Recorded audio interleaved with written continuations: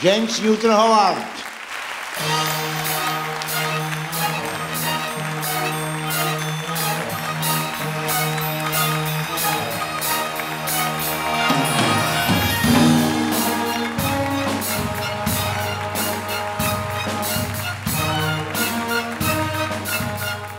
Thank you all. While looking at that list of movies, it makes me think that maybe it's time for me to retire.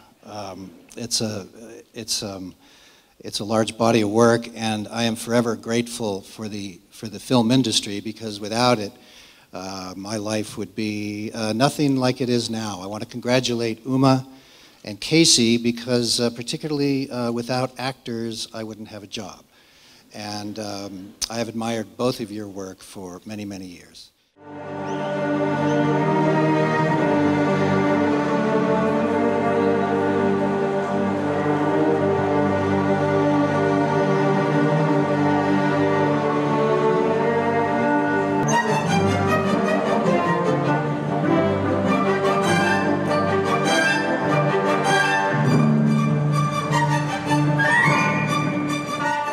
Clearly, you must have been a musical child.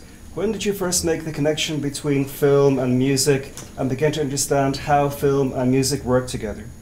Well, you know, understanding how that incredible thing that happens when film and music interact is it's eternally exciting for me, which is why I'm still doing it after 32 years, because I'm always amazed about it.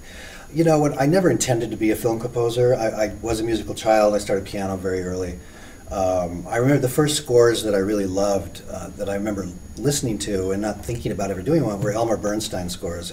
Magnificent Seven, The Ten Commandments, To Kill a Mockingbird, really melodic scores, and I think that that's really what my orientation is I'm a melody guy. So I would say in my early teens I was really starting to listen a lot to film music, but still never anticipated writing it myself.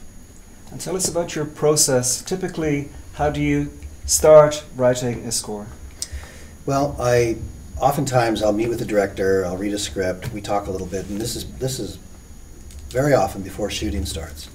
And I like to start writing music while the film is being shot, without looking at any picture, obviously, because there's no picture to look at that point. But I feel that it's really important for me to have some musical identity in mind that I want to bring to the movie before I just start looking at the picture and improvising. So I try and write away from the picture for the first week or two, and inevitably the music that I write during that period ends up in the movie in some form or another. You've worked in many, many different genres. Are there any you particularly enjoy working in, or which come relatively easy to you? Well, I can't say that any of them come really easily. I mean, some come more easily than others, but I'm too superstitious to say that. I'm not going to say they come easy, because then I'll have writer's block for the next 6 months. But, I think actually kind of romantic action-adventure movies are really fun for a classic film composer, because they are really the biggest musical opportunities for an orchestral writer. But, for me it's all about a good story. I'm just as happy writing a Michael Clayton, which is an electronic score, as I am writing Fantastic Beasts, because it's a great story and the performances are great and it's a beautifully directed movie. And how important is it for you to have a relationship with the director, or is it important at all? I think it's very important. The director-composer relationship is very intimate. Oftentimes the director doesn't speak the musical language, so it's my job to help them communicate with me and help them interpret into musical terms what they want and what they're hoping to get from me. In many cases, the directors I work with become close friends, more often than not. Here in Karlovy, you're receiving the Crystal Globe for Outstanding Artistic Contribution to World Cinema.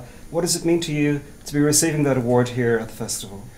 I mean, I'm just, I think it's amazing. The fact that I can be composing music in Santa Monica and influence and affect enough people that they give me some beautiful award like this, and that they've been listening so much and they deemed that I was worthy of this kind of attention is remarkable. So it just confirms that people are out there listening, and that makes me very happy.